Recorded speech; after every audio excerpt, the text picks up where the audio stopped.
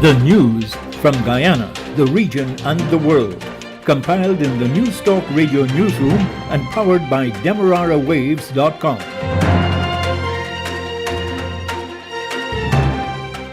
The news comes to you compliments of KFC. It's finger licking good. With the news, I am Ruth Wilson. Good evening. First, the highlights. The Ministry of Health will from Monday, November 22, begin administering booster COVID vaccine shots to eligible persons.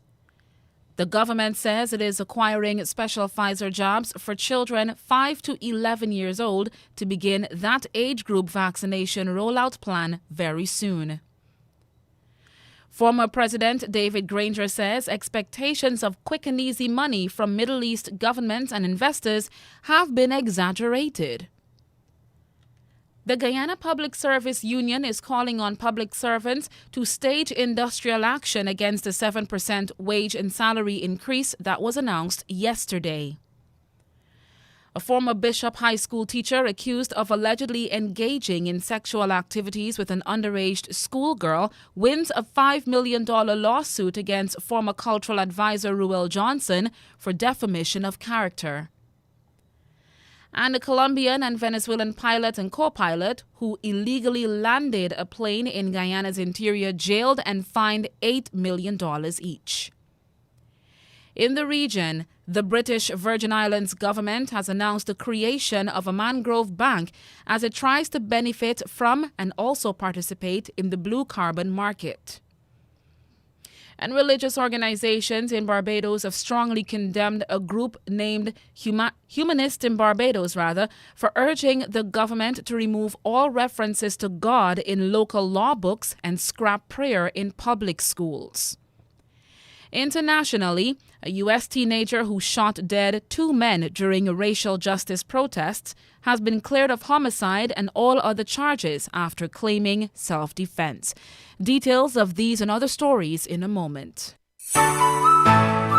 After a hard day's work, delicious comfort food is all we crave for. There at KFC, they've got you covered with a wide choice of delicious, finger-licking good meals from any of their 9 locations, including the Amazonia Mall at Providence. And there are 6 drive-through locations for your convenience. Their 11 herbs and spices are sure to blow those post-work vibes away every time. It's the perfect way to end a hard day. KFC. It's finger licking good.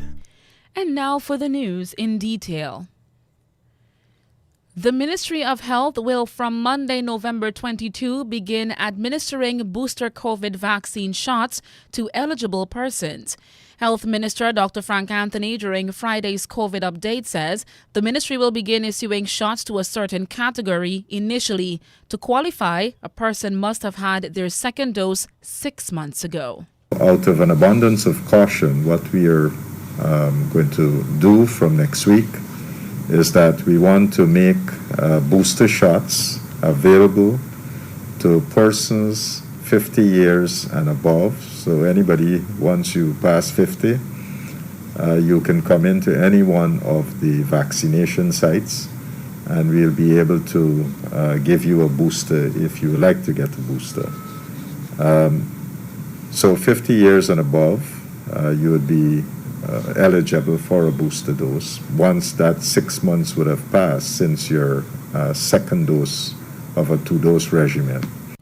The minister says that the booster will also be available to other vulnerable groups. The second category of persons, if you are below ages 50 but up to ages 18 and you have some form of comorbidity, then you can get a booster shot.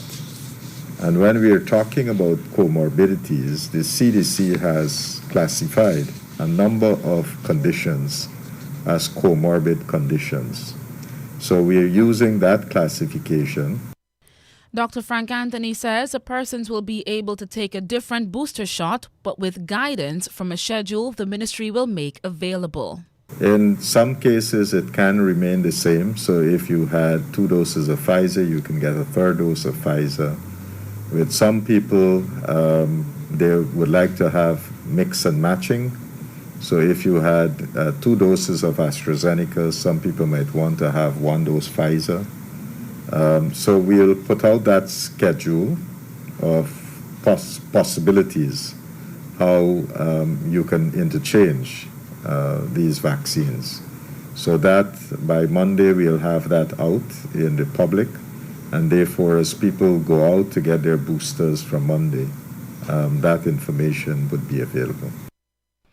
Persons who receive the one-dose Johnson & Johnson vaccine are eligible for a booster 52 days after, and for all other vaccines, 6 months after the second dose was administered.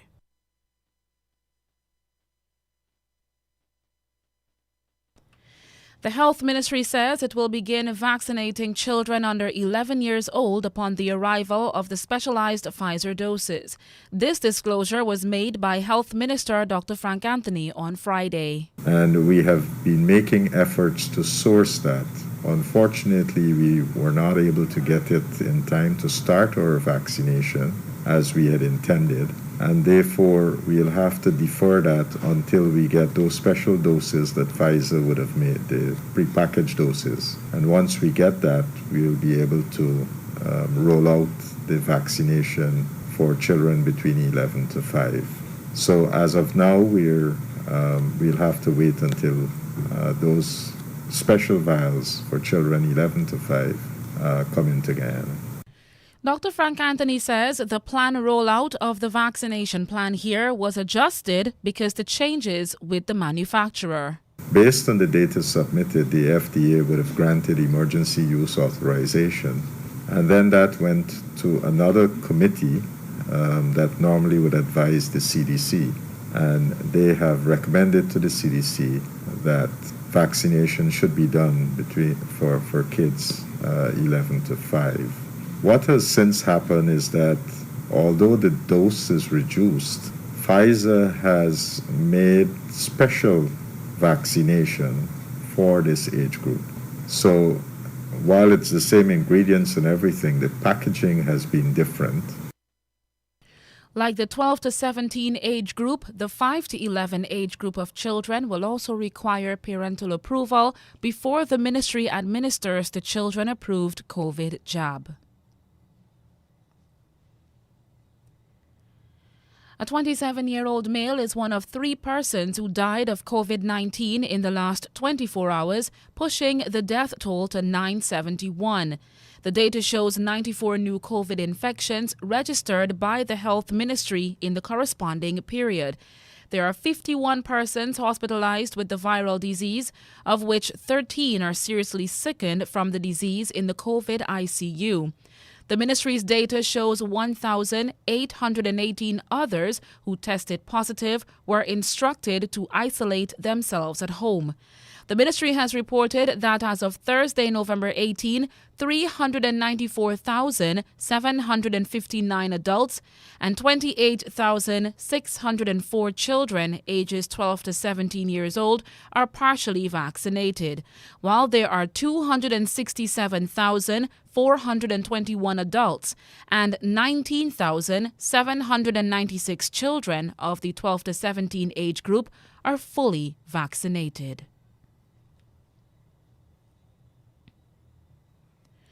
Former President David Granger says expectations of quick and easy money from Middle East governments and investors have been exaggerated and might be a mere mirage unless Guyana enhances its economic diplomacy and improves its understanding of the region. Mr. David Granger says despite the flurry of friendly visits and optimistic reports of present governmental engagement, the road to achieving tangible results will be long from hard. The former president says Guyana established ties in the Middle East 51 years ago as part of an economic shift from the Western world. Mr. Granger says the present administration must understand the geopolitics of the region. It's a very complex region, and unfortunately, over a period of time, particularly over the last 20 years, if not earlier, it has become a zone of conflict, of warfare. It has also become a zone of tremendous wealth, some of the wealthiest countries in the world. There is clear indication that the thrust over the last 12 years or so has been largely financial. But it has not always been a successful thrust because rich states are not necessarily generous states. Guyana has got to continue to pursue its national interest. It must be cognizant at all times of the changing geopolitical situation in that region, the Middle Eastern region. Former President David Granger says the APNU-AFC coalition administration pursued economic opportunities through institutions such as the Islamic Development Bank, the Organization of Islamic Cooperation, and the Islamic Education, Scientific and Cultural Organization, and an embassy in Kuwait. The former president said that while it was good to seek improved relations with Middle East states, lasting success will come from the efforts of a corps of professional ambassadors and diplomats to avoid missteps.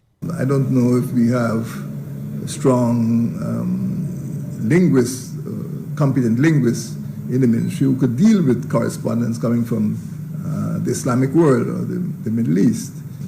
Having one embassy there is not going to be enough. So what we need is to examine carefully the capability of the Guyana's public service to deal with this increasing volume of diplomacy.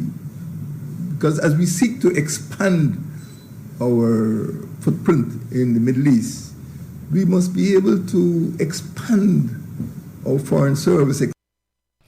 Mr. Granger urges the government to pay closer attention to the Caribbean community, which provides $1 billion market for Guyana's agricultural products, while the Middle East, 11,000 kilometers away, does not need Guyana's rice and sugar.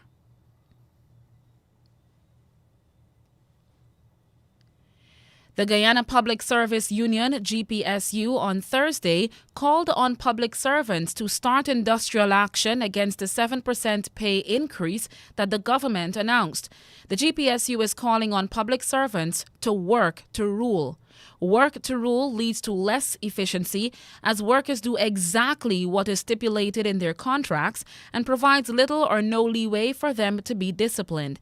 The union also called for unity among workers in and out of the public service to make whatever sacrifice is necessary to register their disgust at how the government has been treating them. The GPSU lambasted the government for handing out a 7% increase in apparent reference to the several cash transfers since returning to office in August 2020. That union accused the government of spending public resources on political gimmicks. Meanwhile, the Guyana Teachers Union is also condemning the 7% wage and salary increase, which is retroactive to January 2021. That union calculates that the pay increase will actually amount to 3.5% for 2021. The GTU says the announced salary increase will further increase every item consumers need to get by in December 2021 and beyond. The Teachers Union is recommending that the government does not tax the 7% increase for this year, pay outstanding clothing allowances for teachers for this year in December. According to the GTU, the government should also resolve the outstanding debunching payment to teachers for December 2021 and resolve the difference in salary for teachers who were employed during the period 2016 to 2020. The GTU is also demanding another $200 million Guyana dollars to the amount set aside for frontline workers so that teachers who have been in the forefront can be compensated like medical personnel. Both the GPSU and the GTUC have restated the need for the government to negotiate salary and non-salary matters.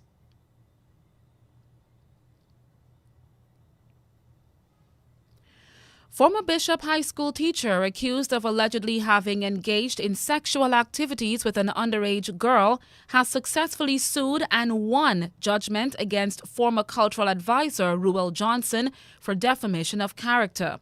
In a written unsigned judgment seen by News Talk Radio 103.1 FM, Justice Navindra Singh awarded the claimant for damages, which includes an assessment of aggravated damages.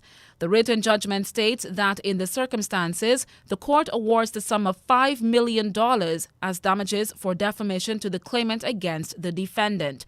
The court awards interest on the said award at the rate of 6% per annually from March 5th, 2019 to November 19th, 2021, and 4% per annually until the sum is fully paid. The court also awards the sum of $1 million as costs to the claimant against the defendant, which is to be paid on or before January 7th, 2022. Mr. Sion Jackson was represented by attorneys at law Nigel Hughes and Savannah Barnwell. Attorney Ganesh Hira represented Ruel Johnson.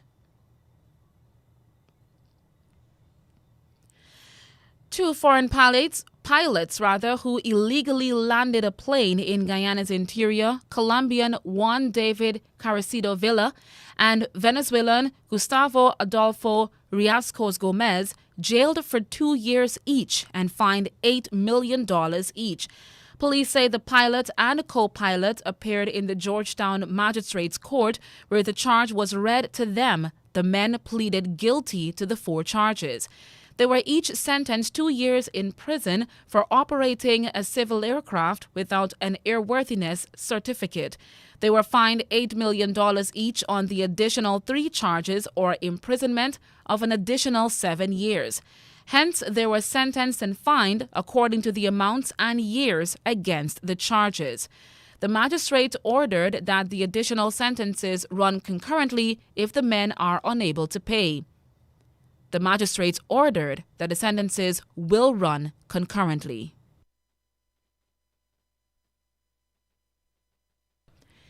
You are with us on News Talk Radio Guyana 103.1 FM. It's 18 hours 17. We now turn to news in the region. Antigua and Barbuda has achieved a milestone in its vaccination campaign against the COVID-19 pandemic among secondary school students, with more than 80% of eligible students in both public and private schools vaccinated. Loop News reports that in the secondary school system, approximately 7,200 students are eligible for the vaccine and more than 6,200 have been vaccinated with the first dose. More than 90% of public school teachers have also been vaccinated. Authorities say the achievement will alter the delivery of education to students, with unvaccinated students being allowed back in the classroom from Monday, November 22, both in public and private secondary schools. However, remaining unvaccinated students who are still pending their first dose will be allowed to return to school with proof of a rapid antigen test that indicates their negative status. Ministry of Information Melford Nicholas says the requirement will continue for the rest of the term and into the new term on the basis they will have to do it twice per month. The minister says tests will be available at the clinics free of charge to students. The change to the delivery of education in the secondary school system in Antigua and Barbuda is being done given the challenge of operating a dual system of persons attending face-to-face school on intermittent days, while teachers also provide remote learning for those students who could not be in the classroom. Minister Nicholas says it is no longer feasible. The resource constraints are significant and teachers cannot pay attention to both audiences. Antiguans and Barbudans being unsure of how much they will have to spend on food and other goods during the Christmas holidays, The government has said that rising food prices is not unique to the Twin Island nation. The Antiguan Observer says Minister of Foreign Affairs and Trade EP Chet Green reminded residents that the country is heavily reliant on food imports, and as such, the effects of disruptions to the global supply chain are affecting supermarket prices locally. The Trade Minister indicated that the increase in cost for several moving parts of the process of getting food on dinner tables in Antigua and Barbuda is why shoppers are seeing a noticeable difference in the prices on various supermarket shelves. Green suggested that individuals should take personal responsibility and choose wisely when they are purchasing goods for daily consumption. Meanwhile, the Prices and Consumer Affairs Division recently released an 8-page document detailing ways that shoppers can save money at the checkout. The division's public relations officer, Joanne Peters, believes that this brochure entitled Ways to Fight Rising Food Prices will help the public to make the best financial decisions. It details 15 methods that consumers can use to mitigate any negative impact on their pockets.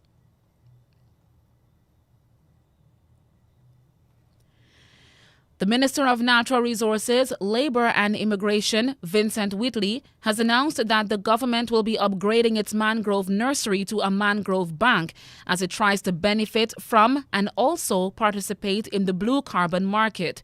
Blue carbon is referred to as carbon stored in coastal and marine ecosystems. Coastal ecosystems, such as mangroves, hide and store carbon and are now being recognized for their role in mitigating climate change. The Blue Carbon Initiative works to protect and restore coastal ecosystems, and many countries have turned to mangrove projects with the main aim of soaking up millions of tons of carbon dioxide emissions. Wheatley announced the government's plan after his return to the territory following his attendance at the 2021 United Nations Climate Change Conference COP26 in Glasgow from October 31 to November 12th. The Minister of Natural Resources says the introduction of the Mangrove Bank is not the government's only plan to restore and protect the territory's coasts and reduce carbon emissions. He says the government will also strengthen legislation geared towards the protection of the environment, increase and encourage the use of renewable energy systems, electric cars, and energy-saving light bulbs. The goals of COP26 are to secure global net zero by mid-century and keep 1.5 degrees within reach, adapt to protect communities and natural habitats, mobilize finance, and work together to deliver. The Minister of Natural Resources says the government of the Virgin Islands will continue to implement legislation to safeguard the natural resources of the territory while exploring feasible methods to ensure sustainability and economic growth.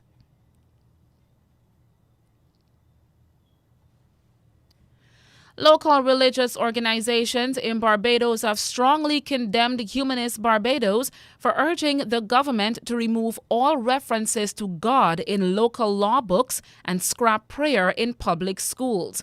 The bold assertions by the group's president, Machel Farley, to also eliminate blasphemy as an offense have raised the ire of the faith-based community as the various entities took turns in rebuffing the declarations of the human rights body. The Muslim community strongly disagreed with the suggestions made by Humanist Barbados and defended the status quo. The Barbados Evangelical Association offered a swift response, arguing that any attempt to dialogue with the humanists would be a waste of time, since both sides begin their respective positions from two opposing premises. Outspoken founder of Mount Zion's Missions, Inc. Barbados, Reverend Dr. Lucille Beard, has appealed to the Christian community to boycott the radio call-in show Down to Brass Tracks. That's Down to Brass Tacks, when political scientist Peter Wickham is moderating. She also suggested that the humanists are going to negatively impact the vulnerable youth in the most destructive manner. Reverend Beard says to remove God from the national anthem and people's lives is to court destruction. It's 18 hours at 24, now for international news from the BBC. Hello, I'm Moira Alderson with the BBC News. A US teenager who shot dead 2 people and injured another during racial justice protests in Wisconsin last year has been found not guilty of murder. In a trial that polarised public opinion, Kyle Rittenhouse argued he'd acted in self-defence. Prosecutors said he'd provoked several violent encounters.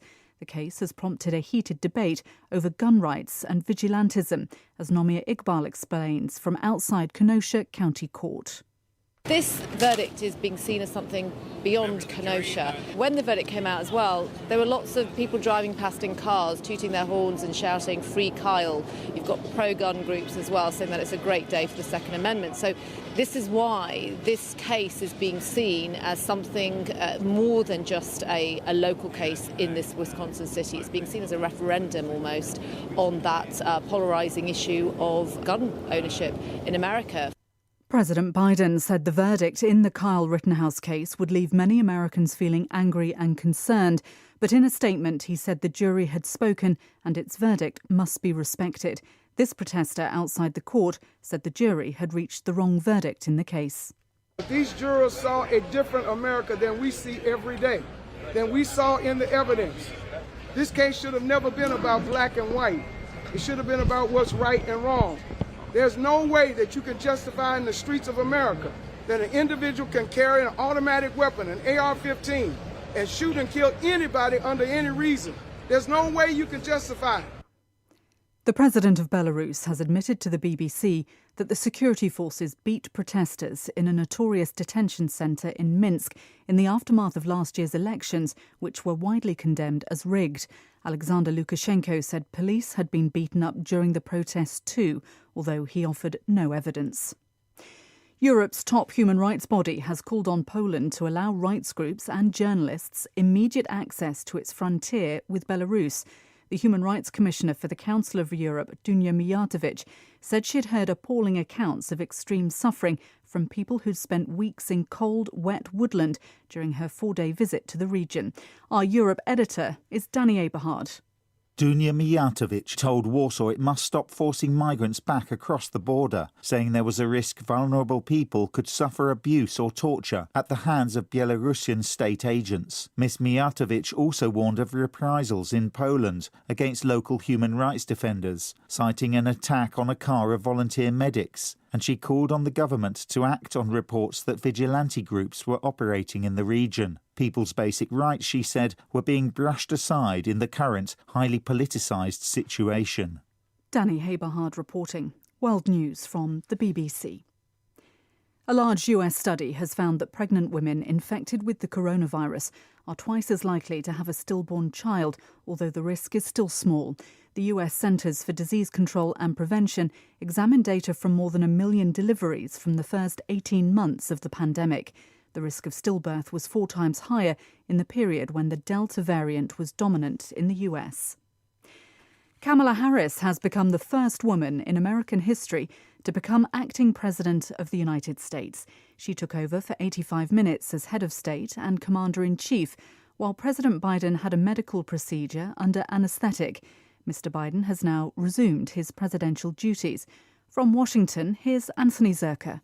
Joe Biden isn't the first president to have handed off powers like this. George W. Bush did it in the early 2000s. Ronald Reagan did it. George H.W. Bush did it. So with Biden undergoing a routine physical and the fact that colonoscopies are routine for someone of Biden's age, it was not surprising then he invoked the 25th Amendment to the U.S. Constitution, which governs incapacitated presidents to temporarily hand over presidential powers to Kamala Harris.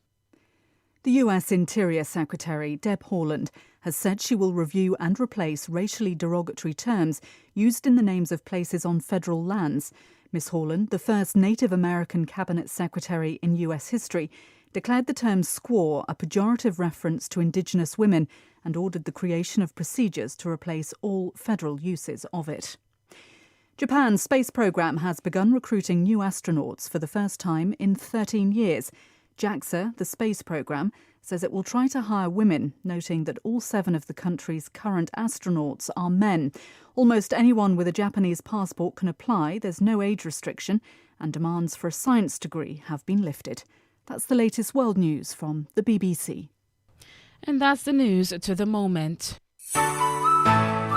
Is it a special occasion? Are you on a budget but still want a filling and also mouth-watering meal? Look no further. KFC is here for you at 9 locations and 6 drive-thrus, including the Amazonia Mall at Providence, which now delivers from Shore Base to Little Diamond. Call 632-0533, 6080-162, or 503-3591. KFC. It's finger licking good. To end the news, here's a recap of the highlights. The Ministry of Health will from Monday, November 22, begin administering booster COVID vaccine shots to eligible persons.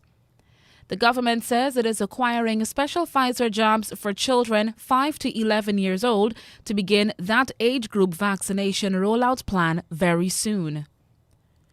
Former President David Granger says expectations of quick and easy money from Middle East governments and investors have been exaggerated. The Guyana Public Service Union is calling on public servants to stage industrial action against the 7% wage and salary increase that was announced yesterday. A former Bishop High School teacher accused of allegedly engaging in sexual activities with an underage schoolgirl wins a $5 million lawsuit against former cultural advisor Ruel Johnson for defamation of character. Colombian and Venezuelan pilot and co-pilot who illegally landed a plane in Guyana's interior jailed and fined $8 million each. In the region, the British Virgin Islands government has announced the creation of a mangrove bank as it tries to benefit from and also participate in the blue carbon market. Religious organizations in Barbados have strongly condemned a group called Humanists in Barbados for urging the government to remove all references to God in local law books and scrap prayer in public schools. And internationally, a U.S. teenager who shot dead 2 men during racial justice protests has been cleared of homicide and all other charges after claiming self-defense. The news came to you compliments of KFC. It's finger licking good.